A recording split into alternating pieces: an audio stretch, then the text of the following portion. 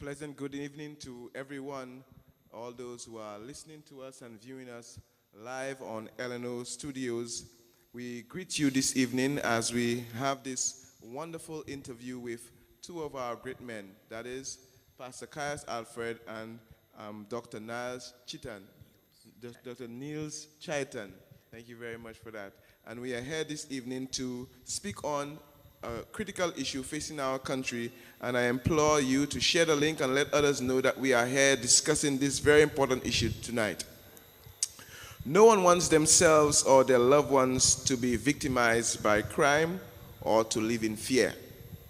Most theories in state make public safety or core responsibilities of the government.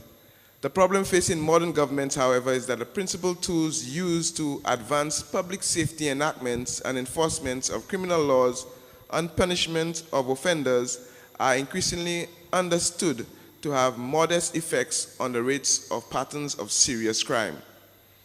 As a result, a number of Western governments, including those of France, England, Sweden, and the Netherlands, have established specialized agencies to develop, test, and evaluate crime prevention initiatives using other than law enforcement tools. That's an excerpt taken from Michael Tonry and David Farrington, Strategic Approaches to Crime Prevention. Today, we in St. Lucia face the same challenges as our more developed countries, and they have struggled. They have struggled to reduce crime. But we are fortunate to have Dr. Chaitan with us this evening so we can speak to the issue of crime reduction. It's good to be here. Thank you so much for having me. It's my pleasure. Yes. And Pastor Alfred as well. I'm happy to accompany the expert. Dr. Chaitan is an author of many books, such as Respect Due, The Key to Solving Crime and Violence, and recently published Pulling the Plug, a practical guide to disarming the downward spiral of loss, grief, depression, and death. He is also the copyright holder of the Always Stop and Think Before You Proceed strategy, and is the frontline presenter for the international recognized 12 sessions social skills crime reduction series, Project Stop and Think. Dr. Chaitan has also done intense work in many countries. So we know that we are speaking this evening to a very experienced individual in crime reduction.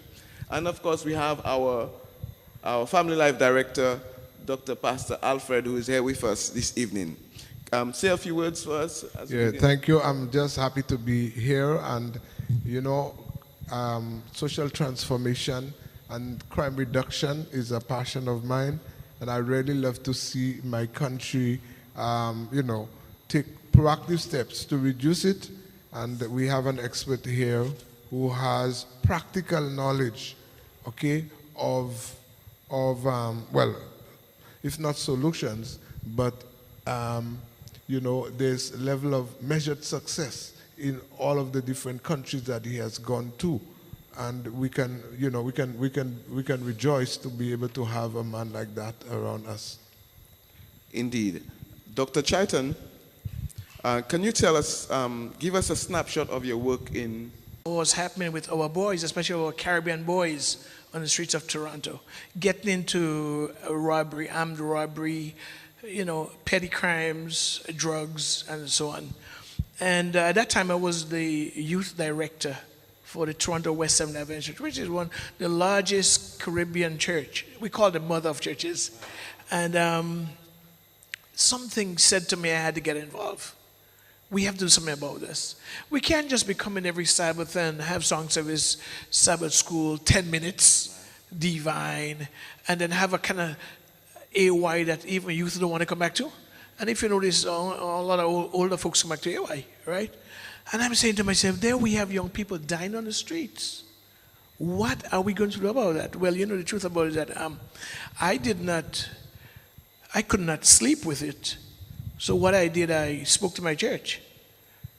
And that's why today, my brother, I'm so happy that the Seventh Adventist mission of Seventh Adventist has initiated this, right? Because I know what my call by the Lord is.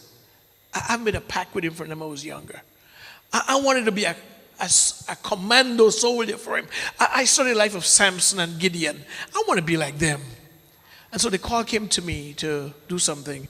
And so in 1990, July 1990, we staged in the city of Toronto an anti-violence march. It was only 600 people.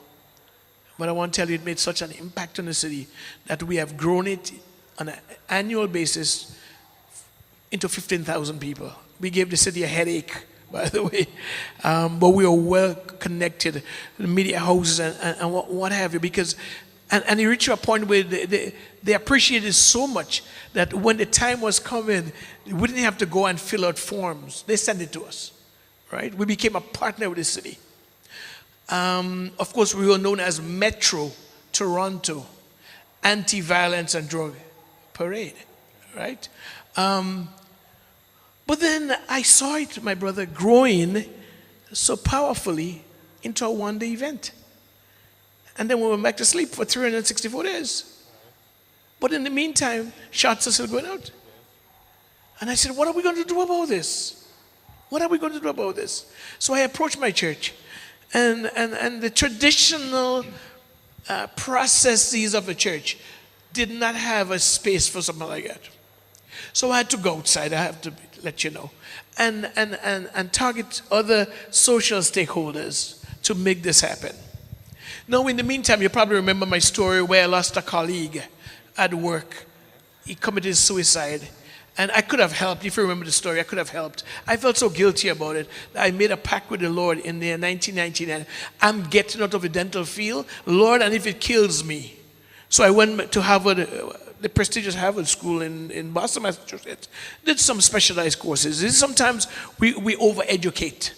No, be target specific. So I did some target specific courses. Youth suicide, youth psychotherapy, you know, and I came back to Toronto. I then, using my teaching background, drafted a curriculum, a social curriculum, sold it to the Toronto District School Board, which is 578 schools, and we're off to the races. I started making a living out of it, a good living, by the way. So I could have afforded to invest more time into it, right? And so God has blessed. He took us from Kenya, Tanzania, Ethiopia. You know, I got a call there. England, from Brixton, South London, those are New England, right across to Manchester. There was once, they say Brixton is under the knife. We went in there. Then, of course, across Canada and from Jamaica to Trinidad and Tobago. Our last assignment was with the government of St. Kitts and Nevis because their homicide spiked. They had the highest homicide rate in the world. What are you talking about? You see, as you know, there's a difference between the homicide count and the homicide rate. Count is how many. Rate is per capita, based on your, you know, as compared to your population. That year in 2015, when Toronto, 6.5 million people, registered 70 homicides, 70. 6.5 million. St. Kitts registered 45,000 people. And so we went in there, and then we were contracted by the government. At that time, I had copyrighted 4-dimensional, because my brother, I'm not interested in plaster work. And I told the Seventh-day Adventist Church here that, and I told everybody, Dr. King and everybody, if you guys are about aesthetics, I'm not about that. If you got a sore on your arm and you got to go to a wedding, I know an easy way to patch it up. Just put a plaster and get some foundation and make sure it blends in with your skin. But it's festering below. So I'm not a fruit guy. I'm a root guy. Because if you have a Julie mango tree, my friend, and it has worms, and you do something about it, the roots next year, it's more worms. To get a different fruit, you got to change the root. So we've done that across the world, and I'm going to let you know as I wait for your next question, because I will keep on talking for the rest of the evening. I'm so happy to let you know after three years, my social we call ourselves social skill commandos, right? And that's my wife and myself. She is the love of my life. And Chaitan, we call her Auntie Patsy. When we left St. Kitts and Nevis in 3 years' time, the homicide, I didn't say it by the way,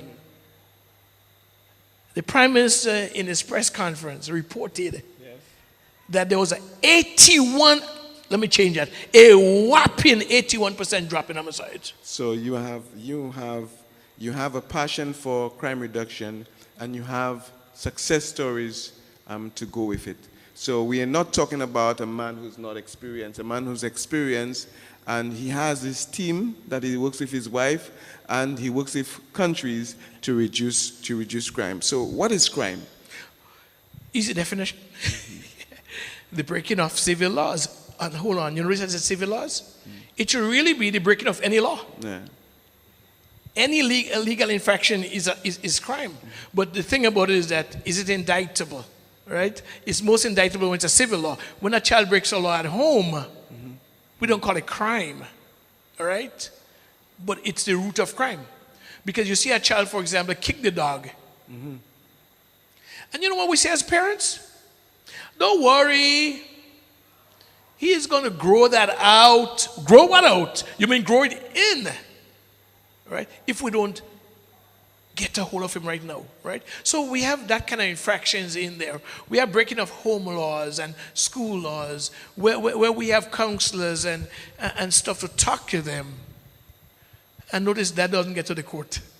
So all this, when you speak about these things that happen at home, these things that happen at school, I'm sure later on we'll talk about how this influence crime in the country. So you've been in St. Lucia for a few days. You've had many consultations with different individuals. What is the feel on the ground? How serious would you consider the crime situation in St. Lucia? Well, it is serious. It is serious. I mean, let's face it. We are just a little halfway past the year. I mean, just a little past halfway of the year. You have 37 homicides here. And the most celebratory part of the year is not even on us yet, right? And that's the time you look for more crime. And you have 36, right? If we don't do something about that, we could end the year with 70, 80, right? So the question is it really serious? Dr. Chaitan, did you hear just as the 45th president of the United States call it fake news? Is it fake news? Well, I want to let you know it's not fake news. Because I personally, and Pastor here, we visited a home where a lady showed us a bullet hole in her glass. Right? I've been hearing, I didn't see it, but I've been hearing, in the Viewford Church, they found shells in the church. In that area, there is a street where gangs fire each other from either side of the street. Pastor Alfred, you have that similar experience? Yeah, well, I mean, I didn't experience it myself, but the church members reported it when after there were the episodes of shooting. Right? Yes, I came to the church because as a counselor to do the debriefing, right. And that's when they reveal what happened. And it's not even only once; there are several times that gun has gone through. Wow. I mean, shots have gone through the building. So. Yeah. Crime is a serious issue in St. Lucia, but what if we do not take crime seriously? What happens? Yeah, it will come at our doorsteps. Because listen to me, if we do not take crime seriously, remember crime is almost infectious, it's going to spread. When people see that it is not being addressed or the perpetrators are not caught, it gives people a license, it emboldens them. And especially with the system that we have where it seems, notice my words, where it seems as if justice is delayed, then people take it in their hands to do the things. In fact, vigilante justice. Right. And the Bible, I think Ecclesiastes speaks to that. Wherever justice is not executed speedily, then people are emboldened to commit the crimes. Yeah. Wow, man. So we're looking at men being singled out as the ones involved in crime. Is that a true reflection? Let me answer that one because Doug will be more profound than I am. When you look at, I want to say it this way, there are different categories of crime, but men are more involved in violent crimes. than women. In fact, I mean the prison population speaks to it. With, for example, Bodily at present, it has maybe about 500 and maybe 14 thereabout prisoners, right? Yes. And out of these, only 14 are women. 15 are women. 15 are women, about that, right? And the majority are men. So, you know, you can see that there's a disproportion between the sexes as far as crime is concerned, and most of them who are there for violent crimes. Now, of course, there are other kinds of crimes that are perpetrated on women, or women are victims of those, like domestic violence and some of those, okay? They are committed against women to a larger degree. More women are victims of that kind of crime. But for more violent crimes, more men are victims and perpetrators of that crime. Definitely. Yeah. Doc, your Well, you know what, my brother, I sometimes wonder, you know, we see nature films, and people go chasing in Africa endangered species. I'm suggesting that the male might be on the endangered species list. And when you look at the sociology behind it, when you look at all the dysfunctions behind what drives that, right, you would see, not only that, when you look at the neuroscience behind it, you know, and today I was on the Andre Paul show, and I actually explained that. When you see that, you understand why a man is more vulnerable, or, you know, is more susceptible, that's a better word, to committing crimes, right? Or violent crimes. Because the word crime is a full category, as Pastor said. I mean, you have white-collar crimes that have been done, and pardoned, by the way, blue-collar crimes that don't end up in bodily, right? But when you look at the average girl on the street, when you speak to them, and by the way, I was in there twice for the weekend, and I actually spoke to them. And you hear who these guys are. They put their head on your shoulder, and they want to cry, you know? Because when you hear the stories that they've been through, what brought them here is unbelievable.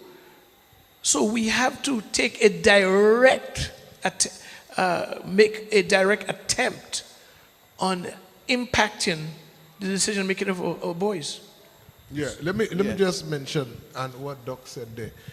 There are a number of factors that drive crime, and the way men react to them, to these experiences and developmental issues, are totally different from the way women. Because women often, although when we say that, that doesn't mean that they are not exceptions, right?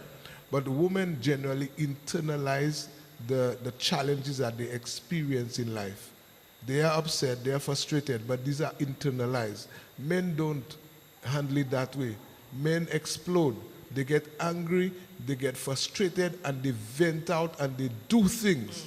Okay? So, of course, and as Doc might explain to you, because of the way men are wired, men are wired in a sense to be defenders. And they often mask their fears and their frustration, okay, through anger. Okay, let me put it another way. If a lion is coming at you and your wife is present with you and your children, you will not just run away. You will try to defend. But you are afraid of the lion too. So how do you tackle the lion? You mask your fears and your vulnerability with anger to cancel your threat. So that's how men handle it. A woman might scream and fly, but a man will mask his fears and challenge what is before him to cancel that threat. Okay, so they are wired differently, they handle situations differently. So whereas women will internalize it, men will challenge it and come out with aggression to deal with it. So you're saying that this is the way men respond is a natural way of yes, it's natural. So the issue now is, how do you help the man manage that? That's yes, correct. well, that's Doc's purview here. That is where you have to teach people impulse control. That's correct. Maybe the stop and think, as he might explain it to you. So at the end of the day, you cannot. Somebody will get angry. Okay, you will be challenged. You might face threats and challenges, right? And then the way you're going to deal with this, okay, your natural instinct might be to attack, to do this. But you have to do not allow the lower nature to control the higher nature. So that's where you have to teach people impulse control, you know, how to stop and how to de-escalate and a number of things. But Doc has, you know, he's mastered that and he will be able to share with you. Maybe I can ask Doc that question. At what point, because we're talking about teaching men before they commit the crime. So where do we teach these things and at what point do we start teaching them? Okay, beautiful. We start teaching these things in the home. In the home. You see, I brought to St. Lucia. Well, I did bring to St. Kitts too. My copyrighted framework, right, for sustainable crime reduction. Right. It's called the EDER, E-D-E-R. Right. And of course, every letter has its meaning. The E stands for enforcement. No, my brother, most time when you hear the word enforcement, police take it and say, that's ours. Yes. Don't mess with it, that's law enforcement. Law enforcement, that is. And security guards and what have you, all law enforcement. They think that's theirs. But my brother, the word enforcement, the active word in enforcement is force. Who wants to be forced? Don't you realize the more you apply force, is the worse it becomes, right? So what do we do? A matter of fact, I want to let the law enforcers realize that they are only the third level of enforcement. You said third level. Third. So there are two levels before them. Yes. The first level is the home. Right? And ladies and gentlemen that listen to us, I have no doubt that the stats look very dim when it comes to the nuclear family. Quite a lot of our children are born to single parents. Right? And that's something we will talk about hopefully sometimes, right? But if mom, and that's you alone, mom, or mom and dad cannot create boundaries. I don't want to use the word rules. Boundaries at home, right? And help the child in a pleasant way. Don't come hard as yet, ma'am. In a pleasant way to appreciate boundaries and to comply to boundaries. Then what's going to happen is that we'll be exporting a bunch of lawbreakers or rebels, if you want to say that sounds hard, into high school. So the first, when you talk about crime reduction, we're talking about starting in the home. Come on, my brother. So every home is a crime reduction unit. Agent. A crime reduction agent. Right. Yes. Every single one. So, right? So mama, dad, you make it or break it, right there. Yeah. Right there. Because if we could teach our children, and you know, sometimes we see children, even in church, let's talk church too. Yeah. That's so violent and so lawless and so ruthless. Doesn't it reflect on the home? Who do you say, that's Sister Andrew's son? It reflects on what the home looked like, right? And then I pray there is no Sister Andrew in La Bay, right? But, so what happened is that if mom and dad or mom, whoever it is, or dad alone, sometimes they're single fathers, throw up their hands in there and say, well, I mean, and I said it a while ago, you kick the dog, you see the child is violent, you see a temper tantrum and they hurt somebody, and you say, don't worry. He'll grow out of it. They'll grow out of it. You mean they'll grow it in. And then tomorrow they move into high school, you export that into high school. Then what happens? The teacher would have a very hard time helping that child to comply with the laws of the school. And I tell students already over and over, what is a high school? It's a microcosm of society, right? The principal, the teachers might be the city councilors, I don't know, right? The security guard or might be the police. And if you cannot live law-abiding in the school, we are almost sure you wouldn't do that outside. But let's say they have a problem, and then guess what happened? How do we solve that problem? And I got a real problem, because I think you are a high school teacher, brother. All right? What do? We suspend them. Or expel them. Expel them. Well, suspension come first and expulsion. Yes. And what is suspension? We send them home for 2 weeks based on the nature of the crime. Right? How do you, I don't want to put it on you, but how do you as a teacher, I was a teacher too, and I'm sure Doc was a teacher. How do we as educators tell a child that education is important? And because of a behavior that you have not diagnosed, you see, we jump in the gun, we get to diagnose, have not diagnosed, send the child for home for 2 weeks. Do you know that Metro Police, which I've worked with in Toronto, they actually told me, a senior official told me, that 42.5% of the juveniles we arrest on the streets of Toronto have been on suspension because there's nobody to monitor them. What are we doing? We send them home to perfect that act that got them suspended, right? So in essence, the system that we have enables criminality. That's in essence that we say. I'm saying that. I'm saying that. Our system is failing us because us. instead of helping us curb crime, we are enabling. We're enabling. Enabling and of course, when that boy he gets suspended, you think he's happy about it? He's come back angry still, you know. He did not work on that act during the 2 weeks. No, he was having fun. Yeah, yes. Right? I love what you said there because really the suspension should have been not only move him away, but also there should have been attempt to rehabilitate. Right, but diversion program. Rehabilitating him. The parents supervising him. Supervising, and because you would need more than supervision, you need more than keeping him away. Right. Who is helping him develop the skills to overcome the challenges that created the problem in the first place? Come on, Doc. So we need to equip our parents so that even when that kind of situation happens, they know how to deal with it. So you're saying, Doc, that even when the child you reach a situation where your child is suspended, that there should be something in place. Yes. And even if there's not something in place, perhaps you can find a way to put something in place for your child. Don't just leave the child unsupervised at home and just sitting there for the time to finish. Unsupervised and untrained. Because if I have created, part of discipline is intended to equip you with skills so that there is not a repeat of the situation. Right. But when you suspend the child unsupervised, the child did not receive help to overcome the challenges, at least to come to terms with what they have done, to own, and become responsible. What are you doing? Yeah. You give them more room to practice it more. But we have to top this off, the suspension thing. So you ask me, what do we do about it? Well, currently in Grenada, in my facility, I run a full training center, right?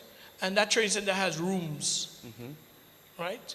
And wash and bathroom facility and everything. And my office is right there, right? So children that are suspended could come and spend a week with me, right? Or they could take, if you live within close proximity, take the bus back and forth. And we actually do sessions. No, in Toronto, what did we do?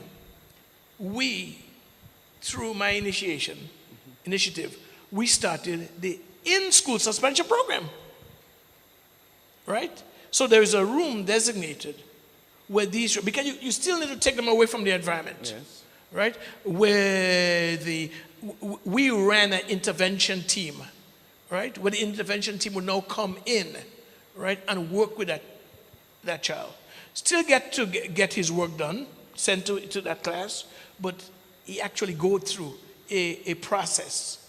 Right? So I'm looking at the EDER program here. So enforcement, and I'm noticing that we're speaking about diagnostic as well, in terms of what is the issue, what is the problem, what is the situation, what are you facing, and the way we can maneuver and help you navigate to a better place. Right. That's.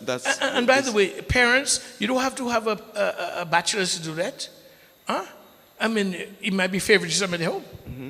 It might be I mean, I know I'm talking about here. Right. I've been the victim of that, right? Favoritism at home, and it caused you to lash out, right? So parents must be honest, objective, because they're the adults, right? And say, you know what, I get it. I've been treating that child differently, right? That's diagnosed, and that's the dean, the EDER, right? Teachers must be able to do that too. Right. And when a teacher see a child's acting up, you don't say, boy, that boy again, No. I wonder what's happening with him. Pull him over. Come here. Is everything okay? You may get more out of him and get a clue as to what's happening with him, so you could actually start some form of treatment, right, for him. In fact, we can say that anytime you see somebody hurting another person, you can always be sure that they themselves have been hurting or they have been hurt. And what you are seeing really is a hurting person hurting others. So in our eyes, what we see is not what we see. We have to look beyond the situation, beyond the situation itself. Yes. And our listeners and our viewers here this evening, that this is an individual thing that we each can do, right? In whichever place that you work, you can make a contribution to the crime reduction by reaching out. Reaching out. Right? Not thinking that this is just a troublesome person, or this Right. is just, but reaching out to the person, to the individual who's hurting. So, Right. So, Yeah, but I think I should magnify that a little bit. Everybody should take responsibility to supervise, guide, and to counsel and help. But I also believe that we need to do some training with our parents and persons who handle children, because they need to be retooled, because some of the traditional, I don't even want to call it skills, some of the traditional approaches that we have cannot fit this generation. This generation has gone ahead of us, and the way they think and the way they understand and analyze situations are so far different from what maybe, those of us, baby boomers and so on, the way we process information is so different. And if you're going to use those old techniques that we learned for the baby boomers to use for generation X's or generation Z and even Alpha, it will not work. so Pastor, can you read a book? Can you look at something on YouTube? Will that be Yeah, it's helpful. Will that be It's sufficient? helpful. It's helpful. So in essence, yes, we need the program, but we ourselves can find ways to educate ourselves. correct. Responsible parenting. And because you can be everywhere, Dr. Chaitan, you can be That's everywhere. correct. The government can be everywhere, but we ourselves, when we see a problem, we need help. We can seek help through different Exactly. avenues. That is correct. Different Yes. avenues. But I and want to talk about that D a little more on a national level. Yes. You know, that because this is more in the home. The D there, what we've suggested, what we've done successfully, Grenada and St. Kitts, right? We've actually held a symposium, a national symposium, right? Where we bring all the interest groups together, professional interest groups, and lay people too, by the way. So we have all the educators, we bring them in, cross-section, all the clergy, right? Psychologists, sociologists, mental health workers, law enforcers, doctors. Magistrates. As we say in the Patwa, Tutmun. Is that in place? Yes. Man, I feel like a Lucian, right? I feel like a Lucian, right? And we bring them in the interest group. And then at that point in time, I would now disseminate information on 12 psychosocial roots that I have found. And people said to me, well, how... When you say psychosocial roots, I want the listeners and viewers to understand, you're saying that the root cause of crime. That's correct. Right. That's correct. Or the roots that feed crime. Right. So there are 12 roots 12 that you have roots examined. that I have found. That you have now, found. There may be other roots that you found. Right. But I'm telling you, if I'm working internationally, Right. right? These roots, and every time I go to a country, they say, but Dr. Chaitan, are they relevant? I say, come, let's talk about it. And when they leave, they say, whoa, you were bang on. Because this didn't come by chance, right? Came through a process of elimination. You know, Right, we do studies right, in a right. way, that kind of way, right? And so when I present those 12 roots in the first part of the symposium, then the different interest groups, the clergy say, okay, this root is most germane to our profession. Right. They recognize which, they identify which one, right? Now, for example, it might be poverty, all right? And they might say, you know what, I think what we could do, they would now go in the interest groups, in the wrong tables. They would choose one, let's say Dr. Alfred is chosen to be the head. And he's going to have that discussion. It's not talk shop, it's workshop. Right. We are going to figure, how do we tackle poverty? You know, what are the basic needs of humans, right? Food, clothing, shelter. Okay, so you know what? We're going to do this. This is a short-term plan in 3 months. And why do I say 3 months? Couldn't it be 6 months? No, man, we need to start right now. Yes. Right? So 3 months, then 6 months we would have done that. In a year we would have done that. Now, every interest group does that. Teachers do that, and everybody does that. Now, once that is set up, then you know, take all that information. Because you see, when Chaitan say he comes to your country, Chaitan is not saying he's the master of the plan. He's saying that there are brilliant people in St. Lucia. with excellent plans. Yes. But if we could bring all these plans together Yes. to make them target specific, we probably accomplish more, right? Yes. So now, this is where this document come out, and I have it, and I brought it so you could actually see it. I mean, I know your camera may not have to pick it up, but I wanted to at least show you that there is a document. So in St. Kitts, after that symposium, the Ministry of National Security now takes all the worksheets, collate them together into this book, document, yes. and create their national crime strategy. Now, when this is done, this could be shelved and never be lifted again. So they now appoint an implementer. I don't want to use the word enforcer, but that would go out and hold them, the fire to the feet. Accountable. So they will go now to pastor and say, Doc, you said in your document that in 3 months you're doing that. Where are you with the plan? Do you need help? Right? And hold, that's what it is in St. Kitts and Nevis. That's what we could boast, not me. We together could boast 81% drop. So what you have begun in St. Lucia, you have started something like that in St. Lucia? Well, I've sold the idea, right? I mean, yesterday we had a big, I've been talking about it from day one, from the time I landed. But yesterday we had a consultation. Right. At the big gardens. Right. And we had some very important people. Right. Mr. Ben Emmanuel, the cabinet chair, Right. secretary was there. Joachim Henry, minister, he was there. Equity, yes. Mr. Sepal, CEO or acting CEO was there. Right. We brought some key people in, right? But not all that, we've explained that also to the Prime Minister. Right. We've been actually his office. So work has been done in order for us to get to that point where we actually put our minds together and get our feet on the ground so that we can start. That is correct. And my friend, one of the biggest challenges we face now is not an acceptance of the plan. The plan seems to have overwhelming acceptance, but is where do we get the finance to run it? Right, where we get the finance to run it. And so I'm talking to somebody out there, if for some reason you got $1 billion in your bank account, please see this guy here, right? Yeah, I must tell you too that one of the things that have warmed my heart towards Dr. Chaitan's visit here is that he has not just come and sat behind a desk and just spoken to people. He has gone into the community and literally touched base with some of the persons that we consider to be challenged individuals and talk with them. And they have understood his approach and what he's trying to do. And they are asking him, in fact, they are challenge him.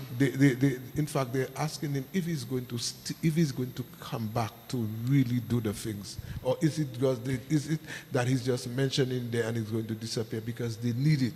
They are asking, literally begging him to come in. Is that the kind of approach that we need from our leaders, that they would go out and mingle with the people and find out? Definitely. Is that what we can? Definitely, but more than leaders, the Seventh-day Adventist Church is a leader in his community. We got to get her behind the podium. We got to stop this thing, man, and go out in the community. The young men looking for, Doc, you saw the hugs I got. Yes, yep. They need to hug you. You need to take out this jacket so they can hug you, man, right? And let me quickly give you one. Saturday was the big march in Riviera Fort, yeah. right? When we got back to the place where we had the speeches, Right. I was on stage speaking. I saw that. Okay, while I was speaking, there was a young man Yes. came right back. You saw that? I saw that. All right. Yeah. He wanted to say something to me. Yes. I said, hold on, just respect me. Let me finish this. I'll talk to you. He wanted to stop at the poster. I made sure I saved one for him. And when I was finished, I went down to talk to him. He said to me, ask him who he was. He gave me his name. I wouldn't disclose here. Yes. And I asked him how old he was. He told me 44 years old. Yes. And then I realized he was semi-inebriated. But I said, you know what, let me talk to this guy. He said to me, sir, could you help me, please? I said, what do you want help for? He said, I told my girlfriend and my 2 children I was going to bring back dinner. Yes. And I don't have anything to bring for them. I said, what are you looking at? He said, I need a tin of corned beef and I need a pack of quicks, the 3-pack quicks. Right, yeah. I said to him, okay, let's walk down the street. By that time, we had our Seventh-day Adventist marchers waiting for the transportation on all sides of the street. And they probably said, oh my God, where is he taking Dr. Chaitan out? Dr. Chaitan don't know the place. Isn't he putting himself at risk? Right? But that's how we do our work. That's how we do our work. Walked down with him, went to the bank, took out the money. I had cash on me, bigger denominations, but I didn't want to just leave $100 bill in the guy's hand. So I went, took out $20, and I went to this corner store. I bought him his corned beef, and I bought him his, and we're on the way back. Right. As we're on our way back, he said to me, sir, if I did not get this, I may have had to do something stupid tonight to get it. You saved someone's life. Yeah. And then, so I asked him, well, tell me a little about yourself. He said to me, sir, I worked for the county or? Council. The council. Right. He spoke well, even if he was half drunk. Very, very well. So I said to him, tell me, what happened? He said to me, I worked for the council, and my 17-year-old son was killed. Right? And then my mother died 1 month after. He said, so I was broken. I didn't used to drink before, but that was my way of medicating. This is my way of dealing with it. And I got into a cycle, and those of us who understand compulsion, and so I done with cycle, and here I am. He said, I wish I had a phone to give my number. So you can talk to Would you come back and look for me? I said, bro, give me your name. That's all I want. I'm coming to View Fort with a microphone and shout at your name and say, where do you live? I'm coming to look for you and your children. You see what I'm saying? Bro, that's the hurt that people feel. That's the hurt that people feel. And it's time to get out there and do some education. That's the next E, by the way. That's the next E. Right. So we have enforcement, which you spoke about, which you can do at home, we can do at school. It's not just the police. At a national level. At a national level with the police officers. We spoke about diagnostic, which means that we've had to find out what the root cause of the problem is. And of course, education, teaching. Yes, and that education, you see, when we use the term education, that is why I've used the word education, but on a national level, right? Right. Because that education is meant to Develop. For people like you, for people like that, right? Because, that's big term. But the word education, when you talk to a second chance on the road, you say education, you frustrate the boy. Because he sees in his mind, oh gosh, the periodic table. This X, what is X about? Like I said to you, I don't even know your wife. You ask me to find your X, right? You know what I'm saying? And it frustrates him. The education we're talking about is a different education. Something, and if you are following me in the prisoner side, you will see that.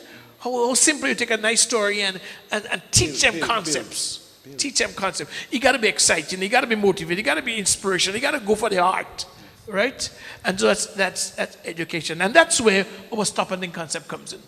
Right? Because this is our flagship. Now, at the root of our flagship is the poster. Always stop and think before you proceed. Now, my brother, we want to make it as simple so that even a child can understand it. So when we go to the street light, a child knows what that means. He knows the red always means stop. So stop means, red means stop. The red. The amber or the yellow means think. Right? Right? And the green means proceed. When we're dealing with kindergartens, we don't say proceed, we say go. Yes. Right? We say go, right? Now, what we've done with this, and notice it always, because my friends out there, why always? The day you didn't stop, you may have to pay. Yeah. Maybe the day you pay, right? So we've created a psychological pause mechanism here. So when do you use that strategy? Let's say on a normal basis. Can you give us an example of when I would need to use that strategy on a normal basis? You need to use that every day. A taxi man that's trying to cut off somebody needs that. Someone come and curse your mother, you need that. Someone in the classroom, let's go right there, and the boy challenges you. Right. And you want to knock his teeth off. Right. Or tell him something to really deflate his ego. So at that time you stop? That's the time you stop. But how do you stop? You only stop when you could think about what am I doing, right? Oh, well, no. That's the thinking part. What stops you? We teach the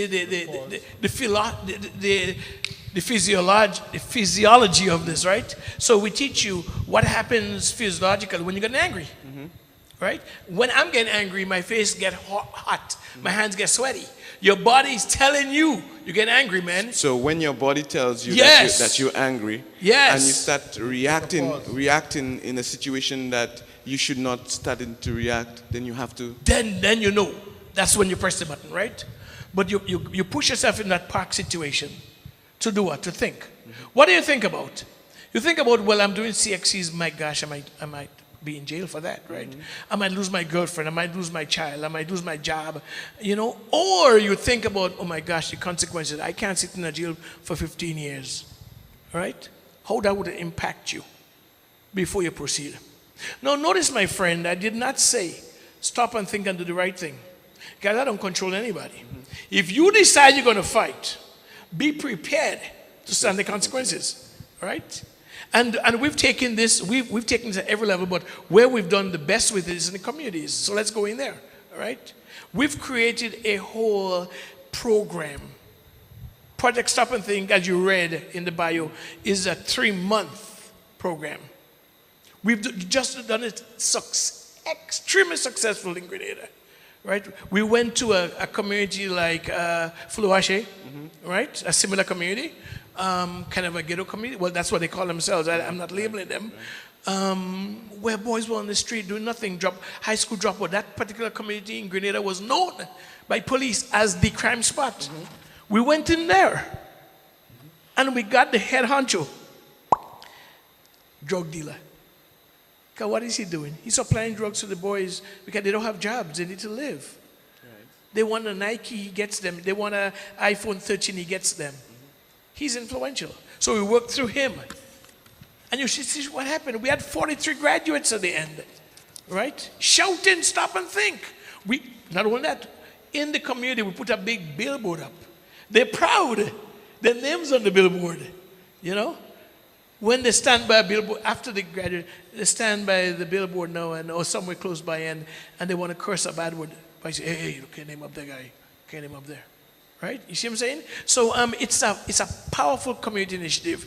And since we had a church forum, the church could get involved. Yeah, let me also mention, Doc, because as I saw how you dealt with it, one of the things I picked up is that some of the people whom you label as bad and wicked, they have great leadership skills. And some of these people are very intelligent. They may be, in fact, for you to be able to do a number of these things, you must have some gray matter, right?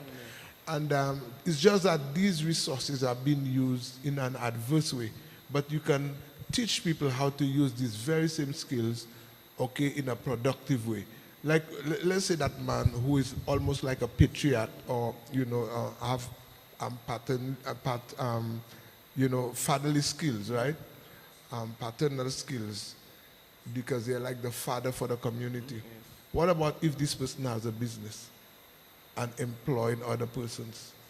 Okay? So you see, you can bring some of those very same skills you have into productive use. And what we need to do is to help these people change from getting engaged in risky, dangerous behaviors to more productive behaviors. And what Pastor said there, matter of fact, we have a living example in that same community in Grenada, right? Because after they graduate and they feel in so good. You see, brother, social empowerment is a good thing. But with poor or low economic or financial foundation, they're going right back. Yeah. Because what they like what we say, they understand it, but they have a child to support, and the woman is saying you are deadbeat dad, so he smokes his weed. He sells his weed to bring money home. So what did we do? In that community, we actually started a concrete block making factory, right? We went to a corporate person. We said we want a ransom, those mixing things, right? We want the molds. Right. The gentleman said, hey, I'll give you guys I got a truck, 2 loads of material if it's a community development. And we find a spot, we put up a shed, and we start making blocks, giving these guys employment. Guess who is the boss? The drug dealer. Right? Because he has the skills. The former drug dealer. I mean, sorry about the former drug dealer, right? No, he has the skills. He had a boat trafficking drugs from St. Vincent to Grenada. He sold the boat. You know that when a tradesman sells his equipment, he's faced with trade. And he's not running it. So that is beautiful. That's a beautiful example of what we can do in our communities. And we all can chip in, right? And there is something that we can do. Now, we can't just stay there idly by and say that, I can't do anything about this situation, because at the end of the day, we are the ones who are going to pay, and our children are going to pay if we don't do what we are supposed to do. The last one, which is rehabilitation. Tell us about that one. That's so important. You see, if we reach a third level of enforcement, and the police is involved, there's a good chance remand comes into play, right? Now, remand is innocent until found guilty. Yes. But at the same time, because we're worried about you, we're going to make sure we have you in, right? Now, the human being was not meant to live in a cage, right? And as I told you earlier on, my neighbors have 2 monkeys in a cage. And they shake the cage and throw it down and got away. Because if monkeys don't want to be in cage, we put humans in cage. Now, however, there are times we have to do that. Now, taking a human freedom away from them breaks their spirit. It could either be positive or very negative. Right. How can it be positive? If we engage a rehabilitation strategy. So the truth about it is that mommy was talking to the boy, let's say a male. Daddy was talking to him, uncle was talking to him, he's not listening. As we say, he's on the highway, he's on the fast lane. Right. Right? Teacher talking to me, he wouldn't stop. He wouldn't stop and think. He wouldn't Right? stop and think. He wouldn't stop and think. Well then, as I say, if you don't stop and think, they will stop you. Yes. So he's now stopped. Right. You see, we couldn't talk to him. He wasn't hearing us because he was speeding. Now, he's a captive audience. Why do you think on Sabbath gone, so many people responded to altar call? Because they have to sit there and listen. Yes, They're hearing the message. They didn't now. have a choice. They don't have a choice. And sometimes when you don't give them a choice, they hear better. Right. You know what I'm saying? So it's important to engage rehabilitative strategies that would deal, and it has to be so well structured because there are so many different criminal elements and crimes. It must address them. Because you know what our mantra is? For rehabilitation, turning menaces into mentors. Right. And I told them, I said, look, if I were to go in a community and say how it feels to be, please don't do that because you end up in jail. It doesn't feel good. They're going to ask me, have you ever been there? Yeah, so you need someone with that experience to share that experience. You get it. With others, You get it. with others. So take that mantra. Turn in menaces into mentors. So we've listened to the EDER program, that is for enforcement, diagnostic, education, and rehabilitation. And not only can we do that at a national level, but we can also do that at our home level. That's correct. At the school level and our community level as well. In fact, we should not wait on the country to do it. We can do it at home and contribute to crime reduction at home. Now, Dr. Chaitan, sometimes when you speak about rehabilitation, some persons will tell you, I want justice for my family. Yeah. This rehabilitation thing is not sitting well with me. You're giving this person a better life and I've lost my child. The truth about it, that feeds revenge. That feeds revenge because, and by the way, folks, justice is a part of God. I mean, the Bible says in Micah 6:8, I've shown thee, O man, what is good. Good is a derivative of God, right? And what does the Lord require of thee? What's going to hold you? And the first one is to do justly. That's justice, right? Yeah. So when people are asking for justice, I don't blame them. There are 2 ways of seeking justice: vigilante justice, and when you take on yourself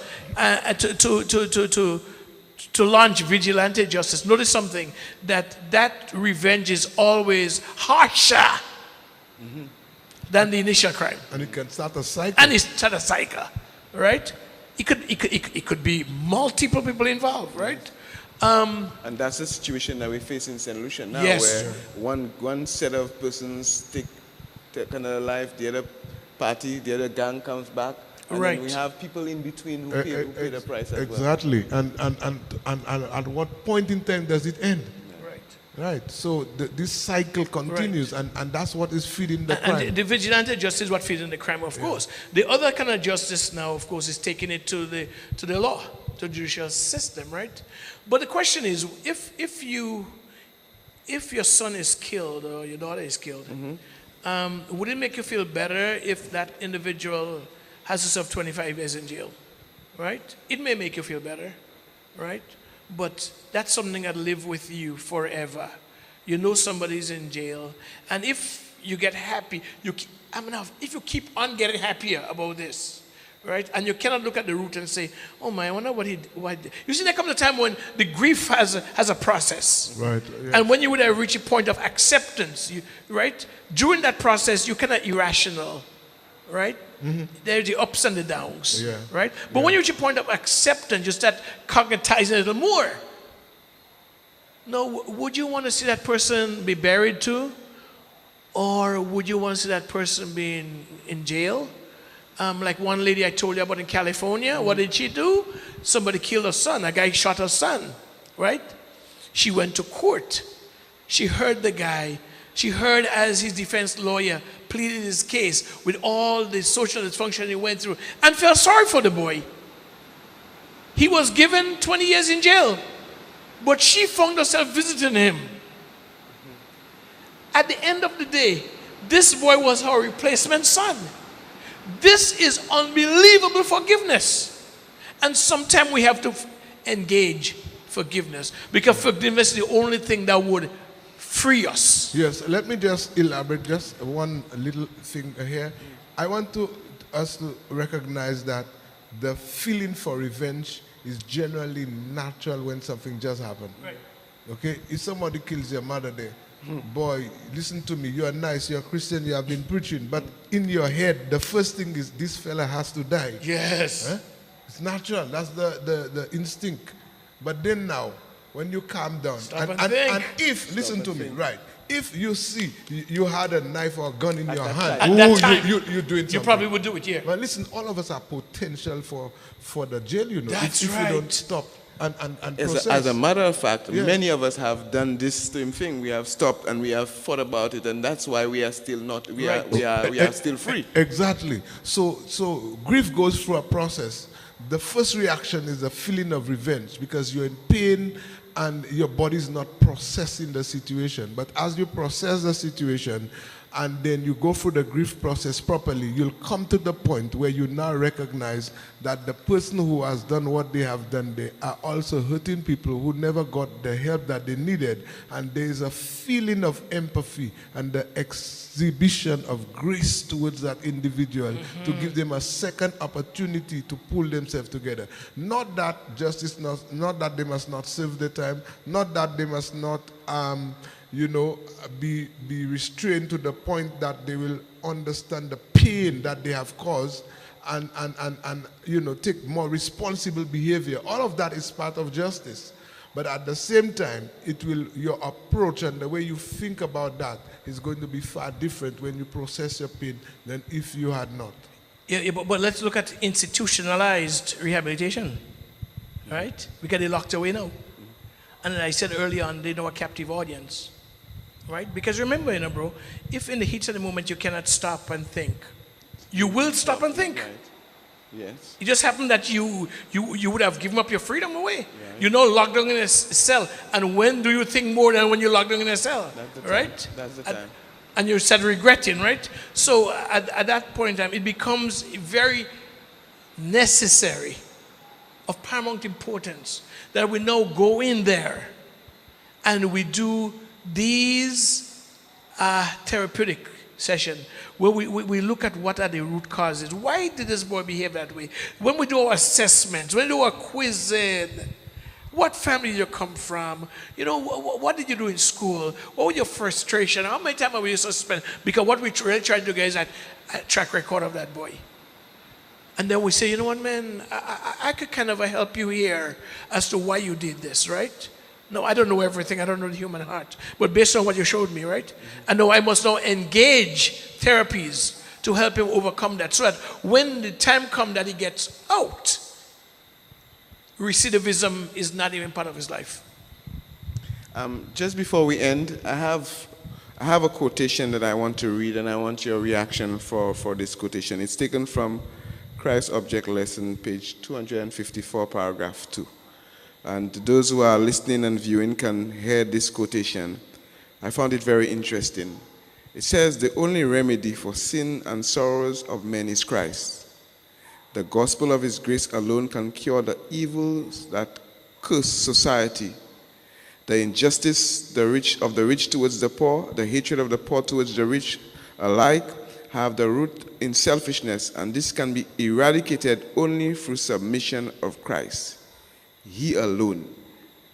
What do you think about that? The remedy for it's all Christ. this is Christ. And I have no doubts, but here's how I want you to understand them, okay?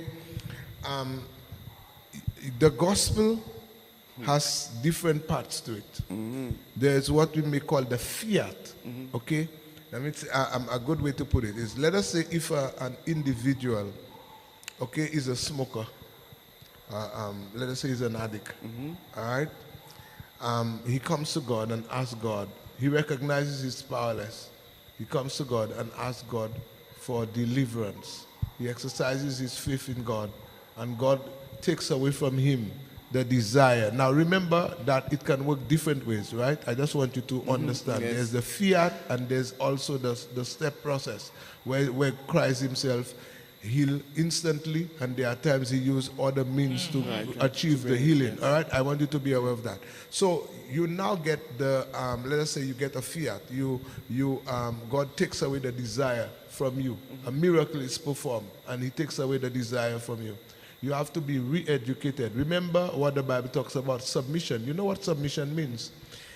I have my fleshly desires, which will tell me to do this and do that. Right. But I must learn now to surrender my own desires and wishes for the will of Christ.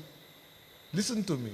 I'm not sure if people have understood this. You know, sometimes we make Christianity is looked at too much from the superficial level, and we only look at the fiat aspect, and we do not look at the submission aspect. It is really a re-education of the individual to live the life of Christ. You know, that's why Paul speaks about living your life within me. I must die daily so that you can live out your life within me. So that is a lot of what should I call it? There's a lot of restraint here. You know, okay, that only the Spirit of God can help you to execute. But there is discipline that must be exercised, but under the power of the Holy Spirit. Because discipline without the Holy Spirit can be short-lived. But discipline under, the power of the Holy Spirit can make it lifelong. The reason that is important, because a lot of persons do not respect counseling. They do not respect the work that the psychologists have to do with individuals. They do not respect that. They think it's just the preaching of the word, but they do not delve into the deeper issues that some of these people face. But we have to be able to not just preach the gospel, but go in and find out the nitty-gritty of the issues. Let me show you that. Go ahead. Okay, just before Doc talks, here's what I want you to look at. What we sometimes refer in theology as forensic and imputations, all right? Impartation, imputation. Here's how it works. Here's a gentleman who is a drug addict, right? He's sentenced. I'm his bigger brother, right? And let us say they charge him $500,000. Let's say so, right. Okay? I'm a multi-billionaire. Right. Okay, I paid the charge. Right. Is my brother, has that stopped him from being an addict? No. Does he need rehabilitation? Does he need help to be able to overcome it? Right. Well, Christ has paid our sins. Okay, we are declared just by the bills being paid. Okay, but there's still a work to be done. That's why Martin Luther speaks of it as "Si multus justus el peccator." You are saved and sinner at the same time. So God pay your debt, but you still have the bad habit. That habit now has to be overcome through the re-education of the gospel and through the power of the Holy Spirit that restrains you and allows you to practice that which is acceptable. I just want quickly hop on the illustration he made, because I know of a personal experience, right? A middle-aged man in Grenada got baptized in this crusade. Right. The man was a chain smoker, Right. right? But he believes in the message he heard. Right. And he got baptized, and he's hoping that when he buries in the water, all his addiction and compulsion will go. But of course, let's be real here, progress. right? He comes up, and the church is happy for him. Right. He comes to church, and he meets the preservation that we Seventh-day Adventists are known for. How do we preserve the people? Right. We give them an office. We say, you know what, this man probably Put could him make to a... work, put him to work. If you put him to work, He will stay. he'll be okay, right? So they put this man to work. Really nice man. Give him his little deacon badge. Yes. He's so proud to walk through the town of Grenville on Sabbath, dressed nice with his deacon badge. One day he's coming through the park where he passes every day, and the craving came back. I don't know if he smelled the smoke or what. Craving came back. In those days, you could buy one cigarette. He went and he bought a cigarette, and he smoked it. Somebody was coming to church, saw the man smoking, hurried to church, and told the elder. When the poor brother was in church, they pulled his badge away from him. Instead of helping him, said, you know what, bro, you had an issue there. Let me help you. Pull it back. No, if they had said, let me pray with you, that's more empathetic. And find out what Yeah, but you led down the church right. in public. Pull the badge, right? We've lost him. We've lost him. So, my brother, I mean, what I like about what we do is that we go into the communities, we deal with all these issues, and then we tag the church and say, hey, stop and think. These guys know how to make good decisions now. Hey, introduce them to Jesus. They will make a good decision. Right. And when they come in, they would have dealt with a lot of issues. I'm not saying all. Yeah. Some major issues. Give the heart to the Lord. Final comments, Pastor Yeah, Alfred? well, I believe as I look at what Dr. Chaitan is doing and what I am passionate about, I see it as the work Christ did. When Christ came upon earth, the Bible said that he mingled. Well, at least the Bible showed that Christ went into the communities and touched base with the people. I love Ellen White's commentary on it. He mingled with the people as one who desired the good. Yes. Okay, and notice some of the people that Christ associated with, you know. We know That's why them. We know they them, call Doc. him, We they know accuse him as the friend of Yes, sinners, you yes, know. yes, that's what Because he did. the people, when they said the friends of sinners, they were thinking of him as being friends of the prostitutes and all of the rogues The and vials of society. Right. But then he saw these people as people to be rescued. And Christ placed his life on the line, his reputation on the line to pull these people out. What did he say? I did not come to save the righteous. The righteous. He came for them. Exactly. These are the people that he associated with. And we must imitate the life of Jesus. It is time that we stop talking about it and actually put it into practice. Now, that's a strong message to all of us here. Are we preaching the gospel or living the gospel as Jesus lived the gospel? Are we going out there in society? Are you mingling? Can the sinners and persons of society call us their friend as they call Jesus their friend? Dr. Chaitan? Ladies and gentlemen, it was a good discussion tonight. I mean, we got into some depth here. It's a work in progress. But I'm so happy that my church, wherever I go around the world and work, I like to tag my church because this is truth. This is truth. We may not be perfect people. We have all our problems, but you know, we hold on to a God of truth, right? And I'm just happy to thank you to Dr. Alfred here and the mission of Seventh-day Adventists. I had to blow my cover a couple of times and let people know I'm Seventh-day Adventist because when I come to work in national scene, I like to be a professional, right? There are no doubt that some biases about our churches, but I congratulate them. The president, Pastor Stephen, and Pastor Randolph, and all those I've worked with. It was a great thing. I mean, I came here for 1 week, and truth about it, I did a month's work here, right? And I'm looking forward to coming back. My wife is excited about it, and looking forward, folks, so we can work together to finish the work that God gave us, because I know a place that's better than here. And I'm Yes, looking sir. forward to it. Amen. And we stand very proud of the St. Lucia mission in initiating this discussion so that many more fruits can be born from this strategy that's been implemented. We thank you this evening for tuning in to us, a program this evening, and may God continue to bless us. And remember, we can make a difference. Dr. Chaitan, one person in Toronto, Canada, making a difference. You spoke about the match and so many people, and that made a difference. One person can make a difference, and that one person can be you. Let that person be you this evening. Have a good night. Let's bow our heads as we end in prayer. Father, we thank you just this evening for this wonderful discussion, dear Lord. May what we have said there, dear Lord, lodge in the hearts of many individuals. We know that you are the one that can change hearts and change minds, dear Lord. Help us see ourselves and see our situation and know and have the courage that we can do something in our country to save lives, dear Lord, and do the work that you have asked us to do. Be with the Dr. Alfred, Dr. Chitan as well. Continue to bless their ministry as well. Help us that we may get home safely. This is my prayer in Jesus' name. Amen. Amen. Have a good Amen. evening. Good night, everyone. Thank you. Very well.